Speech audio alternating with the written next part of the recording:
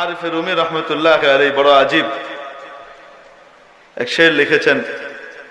সন্দ্বীপের হযরত মুসলিহ উম্মত হযরত মাওলানা ইদ্রিস সাহেব রহমতুল্লাহ আলাইহির মুখে আমি একাধিকবার এই শের শুনেছি। সূরা Tashdid আজমানা গাফিলি as-sadaf durra guzigar aqili সূরা Tashdid আজমানা গাফিলি as-sadaf durra guzigar aqili। বাহ্যিক রূপ লাবণ্য দেখে তুমি মুগ্ধ হয়ে গেলে, বাহ্যিক চাকচিক্য দেখে, ডিজাইন এবং নকশা দেখে তুমি পাগল হয়ে গেলে। ও বোকা, বুঝলে না পানক সাহেব, পানক সাপ, কেউটে সাপ, জাত সাপ, এই সমস্ত বিষাক্ত